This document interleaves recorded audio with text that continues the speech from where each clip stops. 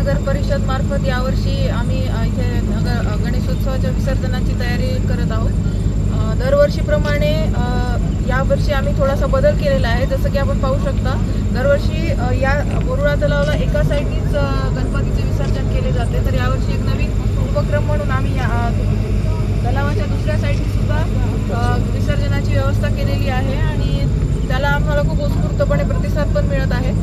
तसेच गावामध्ये सुद्धा आम्ही कृत्रिम तलावाची उपाययोजना केली आहे, जेणेकरून लोकांच्या घरासमोर जाऊन त्यांना तिथेच विसर्जन करता येईल। आणि या गणेशोत्सवाचं आमचं आकर्षण म्हणजे नगरपालिकेमार्फत जो गणपती बसवला जातो त्याचं पूर्ण मंडळ हे महिलांनी, त्याची पूर्ण म्हणजे जी अध्यक्ष उपाध्यक्ष आहेत ते सर्व महिला आहेत। आणि महत्त्वाचं म्हणजे हा उत्सव सर्व धर्म समूहाचे एक प्रतीक म्हणून आम्ही साजरा करतो। जसं की आमचे सर्व कर्मचारी पाहता असाल तुम्ही, आमचे इफ्तेकार साहेब असतील, अनवर साहेब असतील, इतरही वली फरीद नावाचे कर्मचारी असतील, ते उत्स्फूर्तपणे त्यामध्ये सहभाग घेताना दिसत आहेत। आणि कुठेही धर्मामध्ये भेदभाव न करता सर्वजण उत्स्फूर्तपणे सर्व धर्म समूहाचे प्रतीक म्हणून हा सण साजरा करताना तुम्ही बघत आहात।